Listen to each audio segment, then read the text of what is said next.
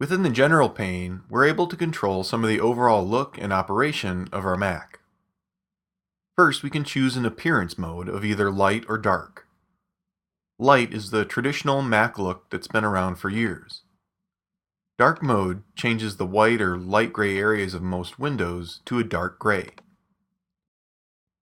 Dark mode can apply to apps as well. Here we can see that the Finder, the Preview app, and Safari all work in dark mode. Third-party apps such as BusyCal are going to need to be updated to work with dark mode. Dark mode can be a great option for those that work in low-light environments, or if you just prefer the look.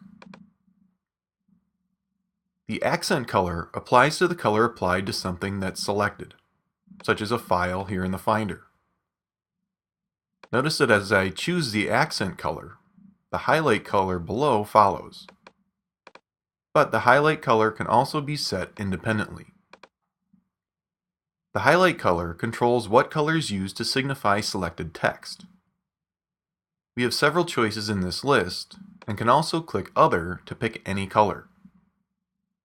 If I change this to a shade of green, and then select some text in Safari, you can see we get that color as I select text.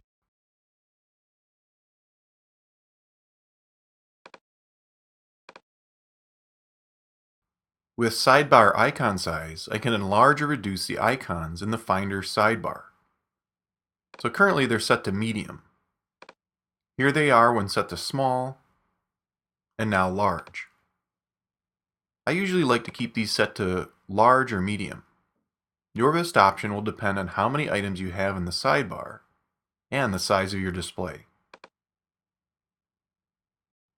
Check this next box to automatically hide and show the menu bar.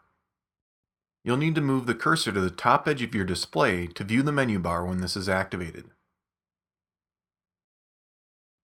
Next, there are some settings for how to view scroll bars and how they operate. Currently, automatically based on mouse or trackpad is selected. So in this Safari page, since I'm using a trackpad, I can just drag two fingers up and down to scroll the page. The scroll bar appears on the right edge. When I release, the scroll bars are going to fade away. I can still click and drag on this scroll bar to move it. When the cursor is over an active scroll bar, it thickens up and becomes easier to scroll by click and drag. Select when scrolling, and the scroll bars are forced to fade away when they're not in use. Scroll bars are only going to appear when needed. Choose Always and scroll bars will be available all the time. They won't fade away. You'll notice in this Finder window now, I have scroll areas between each column, even though no scrolling is necessary.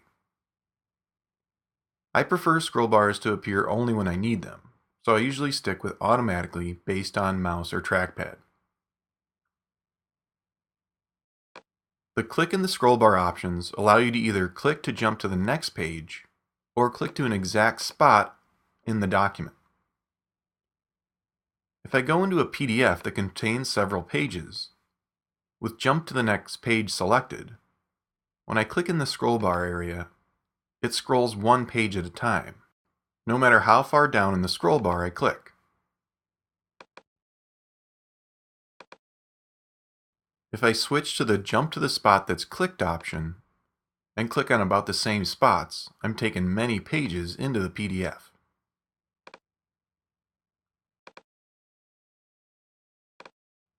Next, we can set a default web browser.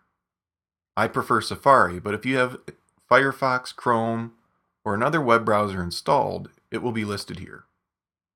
The Ask to Keep Changes when Closing Document setting has to do with the macOS Autosave feature. So if I go into this PDF and make a quick edit, if I then close the file using Command W, the Mac auto-saves the document without asking me anything. Turn on Ask to Keep Changes, and now when I make a change and close, I'm asked if I want to keep those changes. Choose Save and the changes are going to be kept. Choose Cancel and the document won't be closed and I can keep working. Choose Revert and the change is not saved and the document still closes. If Close Windows when quitting an app is selected, the app will not remember if there is something open in it when it was last quit. This PDF is open in preview. If I quit the app and then relaunch it from the dock, it asks me to choose a document to open.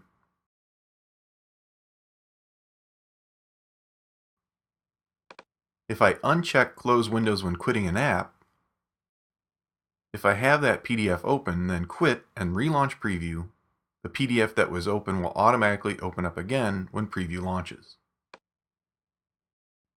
I'll need to close the PDF, then quit the app, and next time I launch preview, I'll be asked to open a new document.